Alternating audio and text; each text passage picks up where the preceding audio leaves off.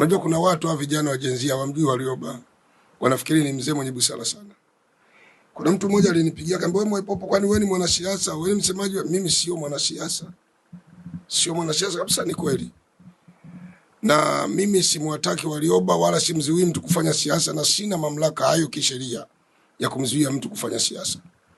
Warioba afanye siasa. Warioba ni anaamsha fitina. Warioba ni mfitinishaji. Ndio maana tunamdhibiti na ndio maana tunamkanya. Umri wake haufai kufanya hayo. Nilitegemea umri wa mzee Warioba, yeye kama ni muumini wa Kikristo kweli, kwa yale aliyofanya akiwa bado kijana, alipaswa awe kanisani, anafanya maombezi kwa Mungu wake na kufanya toba kwa askofu, kwa padri wake. Kama ni Protestanti, anafanya maombezi na toba kwa mchungaji wake, na akijitahidi kupeleka fungu la 10 kwa asilimia anayopewa kama pensheni yake. Lakini Warioba hafikiri kwamba kesho kuna Mungu na kuna baada ya maisha baada ya haya. Warioba bado anahangaika kuleta fitna katika ardhi.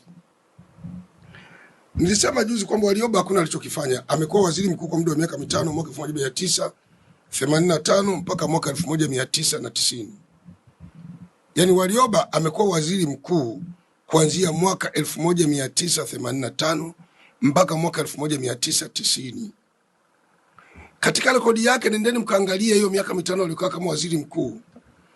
Warioba hajapasa kumshauri Rais Nyerere hata jambo moja. Kwa sababu alimaliza na Nyerere, akaja kaanza na Mwinyi akamweka pembeni.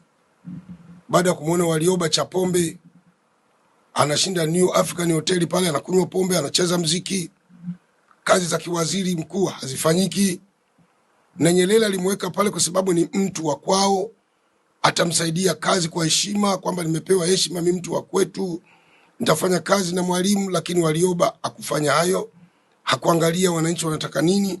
Watu walikuwa wakiteseka, wakidhalilika, wakivaa magunia, hali mbaya, njaa na kadhalika. Lakini Warioba hakujali. Warioba alichoangalia yeye, mkono ufike kinywani anywe. Alikuwa ni mlevi na na wasiwasi mpaka sasa hivi bado anatumia kinywaji cha ng'aa. Sasa huyu utasema ndio kiongozi wa kunyoshea serikali mikono?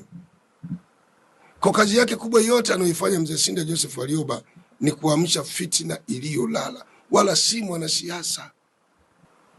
Warioba hakuna alichokifanya.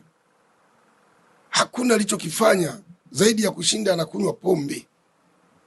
Mwinyi akasema hapana, kaa pembeni. Sio kufanya kazi na mtu mlevi namna hii.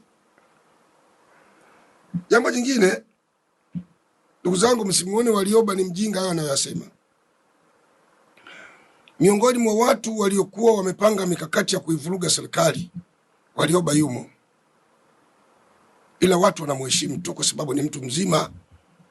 Basi watu wanamheshimu, lakini kwa sababu anataka aelezwe na Watanzania wajue uongo huyu mzee, inabidi tuseme. Joseph Sinde Warioba, yeye ndio alikuwa ameandaliwa, labda tukibieni siri. Warioba alikuwa ameandaliwa, hizi vurugu zikisha kutokea, serikali waivuruge, alafu yeye awe rais wa mpito. Labda tukubieni siri. Na ndio maana unaona hata ndugu zetu Chadema kile wakisema atafutwe rais wa mpito, atafutwe rais wa mpito. Rais wa mpito ina maana wampe Warioba. Akishakuwa rais wa mpito, atengeneze katiba. Na ndani ya katiba kuna viongozi hawapendi, anataka aweke kipengele waje wakamatwe, wafungwe. Labda tukuelezeni kama mjui. Lengo la Warioba ni kutengeneza katiba ya mpito, aweke kipengele ambacho kitatoa ruksa ya kuwafunga viongozi wa serikali waliostaafu. Sasa huyu mzee ana maana kweli? Huyu mzee ana maana, anajitambua? Ndio lengo la Warioba, hana lingine. Kwa sababu haiwezekani mtu mwenye akili, mwenye umri kama Warioba amekuwa judge, na katika hata kesi zake inasemekana alikuwa akifunga watu kwa rushwa, funga watu kwa jaziba, kwa chuki, wakamtoa wakamleta kuwa na